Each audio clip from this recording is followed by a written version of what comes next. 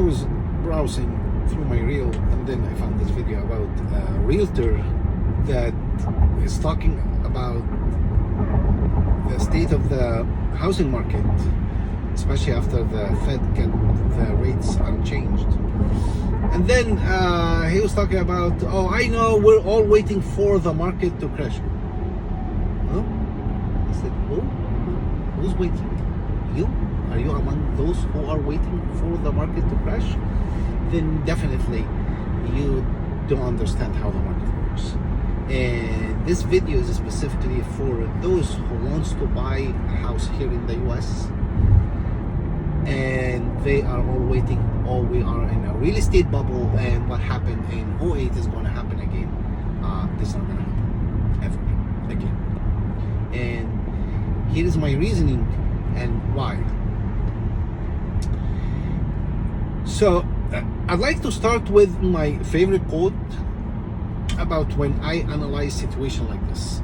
It's in order to understand where our world is heading, we must first seek to understand how our world is built. So in that case, we're all waiting for a crash similar to the '08 market crash, right?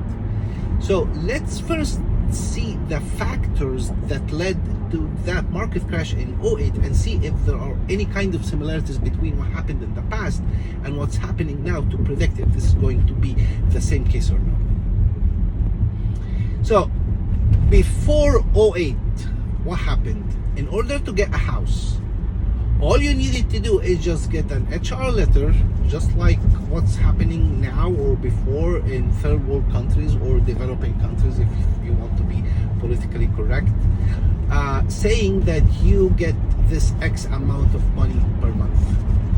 There was no bank statements, no income verification, no tax returns, no nothing, no documentations required in order to prove or substantiate that you make what you claim you make per month. So someone, let's say, who's paying $1,500 or $2,000 per month in rent will say, hey, oh, you know what, I can get this house.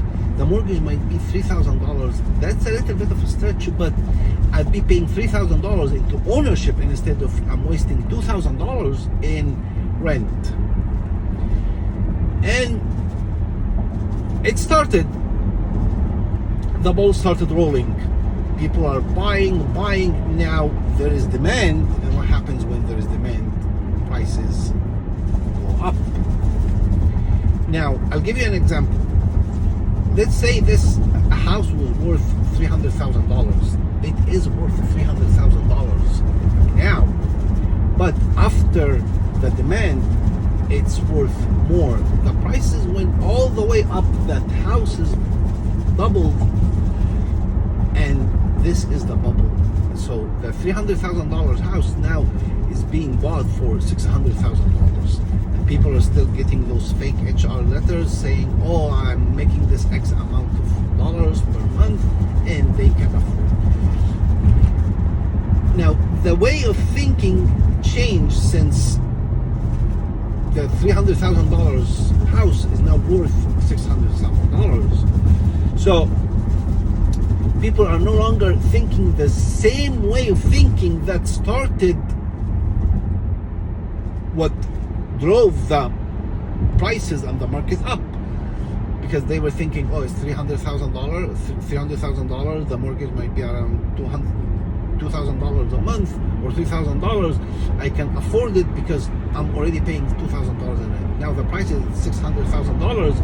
The mortgage is like $5,000-$6,000. So it's no longer in the equation where, oh, that makes sense. No, that does not make sense. So buyers started backing out of the market because they say, hey, prices are way up now. So demand goes down, prices goes down. Now let's go back to those who bought the house at $300,000 and they are paying $2,000 in mortgage or $3,000 in mortgage. That's still a good deal for them.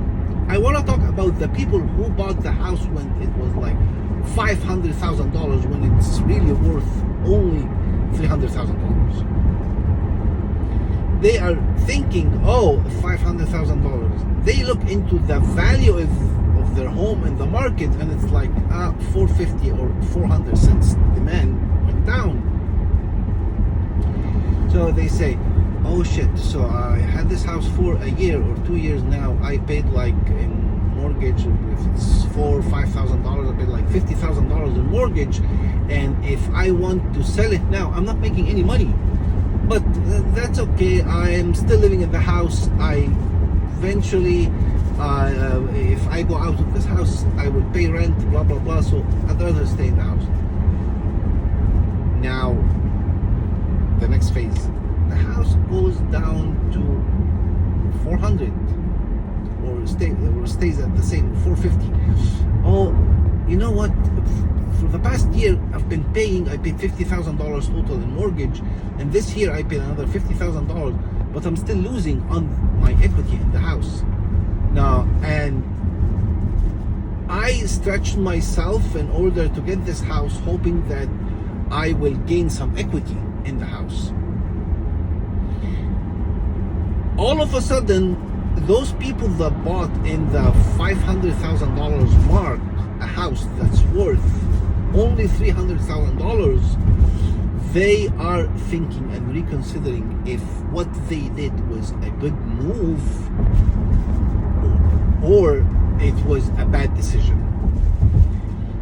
Something happened across the way, life happened, and let's say they lose the job, they got laid off or something, they stop paying the mortgage.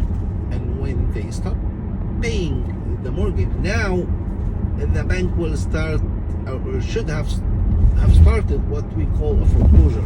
But before the foreclosure, the bank will say, hey, why don't you pay the house, blah, blah, blah, blah, blah, blah. And then after that, the foreclosure is the last step. To cut the story short, when the bank is trying to see, okay, I can sell it for $450 or $400,000. By the way, given there are people that bought at $600,000, $700,000 mark. If I took that house, if I foreclosed on that house now, and I put it back on the market, I won't be able to sell it. That's a very, very bad move. So, we came to a stage where people are living in their homes. They are not paying the mortgage. They stop paying the mortgage. And the banks won't foreclose on these properties, because if they foreclose on these properties, they would lose money. So they kept things as is, and this is the bubble that burst.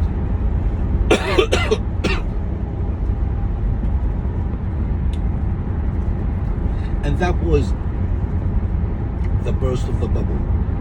People are living in their homes, they are not paying mortgage, and banks are not foreclosing. And it stayed like this for years. So, no more this guy who got the HR letter on a company header letter saying, oh, I get, no. If you go and want to buy a house now, by now I mean back in the day, I need to verify your income. Can you show me a bank statement that you have at least this money coming in per month, so I can make sure that you can afford? This is the time when the market started weeding out those bad people, and at the same time, only people who can really afford to buy houses are into the market, coming in the market. So, banks still not foreclosing on these properties, but they are financing new loans. And when this happened, the market crash happened, is when, okay, I'm a new buyer and I'm buying, it's 400, the house that's worth $300,000 $300,000, I can buy it now for $400,000. He's thinking in his head that that's a deal, that's a steal, because the house historically was sold for like $500,000 before. So he's thinking, but he's not thinking rationally. He's not thinking still.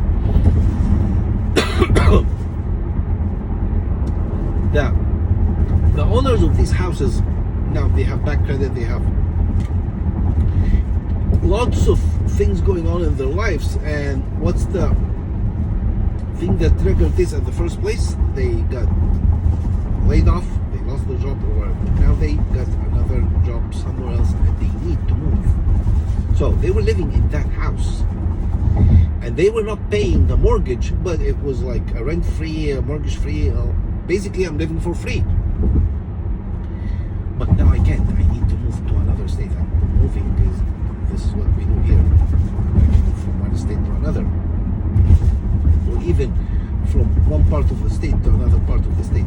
So they started looking. Oh, I want to sell the house. So they started calling the banks. Hey, bank, I want to sell the house. You want to get it? I owe this amount. No. This is when they started doing the short sale. They were short selling their house. Now the short sale is a very complicated process that they needed approval from the bank, blah blah blah blah blah. Eventually it started happening. Now the bank is, I financed this guy for a house that's worth $500,000, but I had to do a short sale. I sold it for $250,000 or $300,000. I am in the negative already. So if I want to sell this house again, I needed to sell it not for $500,000, for $700,000 in order to make it up for the lost money in the previous sale. And this is not realistic. So went for a period of short sale for a while, and then when prices went down and started to stabilize around the $300,000 mark, given we are in the same example, the house, the real market value of the house is $300,000, and I'm getting new buyers to buy at $300,000, and now those buyers are vetted. I checked their tax returns, they started the process to require certain documents in order to approve loans. Eventually that house, the $300,000, is driven up in price by real market value. So the price now went from 300 to 350, a little bit more, from 350 to 400. This is when banks really started to foreclose on these properties for the people that were still living rent-free, mortgage-free, everything for free, because they did not have the money to pay, and at the same time the banks didn't want to foreclose on these properties because it would be a loss for them to go through the process. But when the market rebounds, and this is after, this is post 08, most of what I mentioned here, these are facts, but based on these facts, I'm going to formulate my opinion about that. We will never see another housing market crash. I might be right, I might be wrong, but